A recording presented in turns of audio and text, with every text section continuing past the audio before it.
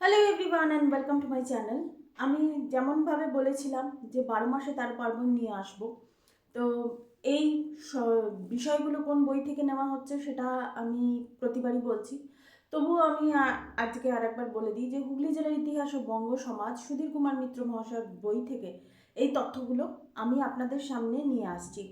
তো প্রথমেই আমি 12 মাসে 13 পার্বণ মানে হচ্ছে আমাদের যে উৎসবের মধ্যে প্রথমেই আমি ডাইরেক্ট সাবজেক্টে চলে যাই। সেটা হচ্ছে গাজন নিয়ে আজকে কথা বলবো।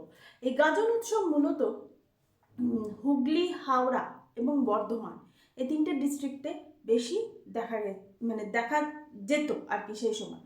এমনি সারা বাংলা জুড়েই হতো। আমি আবার বলে দিচ্ছি, তখন কিন্তু সারা বাংলা মানে কিন্তু শুধুমাত্র পশ্চিমবঙ্গ ছিল না। বাংলা কিন্তু তখন এখন যে বাংলাদেশ সেটাও কিন্তু এর সঙ্গে যুক্ত ছিল, যেটা আমরা সবাই জানি।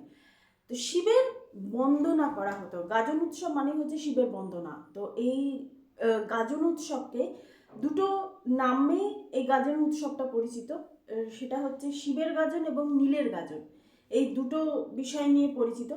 ঢাকঢোল পিটিয়ে মহা সমারোহে এই গাজন উৎসব পালিত হতো এবং এই উৎসবের মাধ্যমে কিন্তু হিন্দু সমাজে ঘরে ঘরে একটা নতুন দিক কিন্তু খুলে যায়। এবার আপনাদের মনে হতে পারে যে নতুন দিকটা কি। এইখানে গাজন উৎসব কারা করত?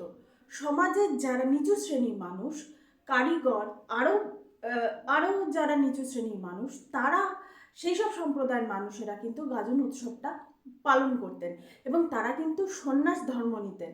তো সেই জন্যে কিন্তু এটাকে বলা হচ্ছে যে একটা নতুন দিক গাজন উৎসবের জন্য খুলে গেছিল।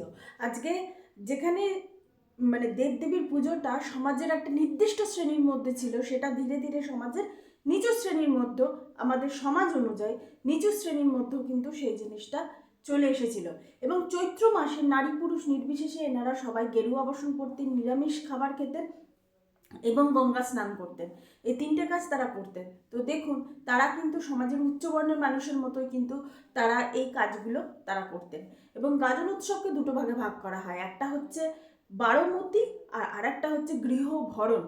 তো বারোমতী জিনিসটা কি? বারোমতী জিনিসটা হচ্ছে গাজন উৎসবটাকে 12টা অধ্যায় বা চ্যাপ্টারে ভাগ করা হয়েছে এবং প্রত্যেকটা চ্যাপ্টারের আলাদা আলাদা উৎসব আছে। সেই জিনিসগুলো আপনারা কিন্তু এই বইতে পেয়ে যাবেন। এবং গৃহভরণ হচ্ছে খুব ইন্টারেস্টিং একটা জিনিস। গৃহভরণ মূলত আমরা যে মানসিক করি না, সেই মানসিকের ওপর ভিত্তি করেই হচ্ছে এই উৎসবটা করা হয়েছে। তো এরকম গৃহস্থরা যখন মানসিক করে তখন এই ব্রতটা তারা পালন করতেন।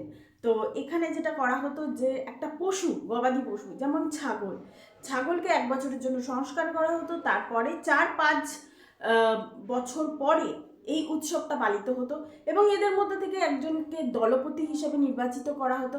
সেই দলপতি যা বলতেন সেই অনুযায়ী মানসিক যেটা আমরা মানসিক করি সেই জিনিসটাকে শোধ দেওয়া হতো এবং এই উৎসবটা পালন করা হতো।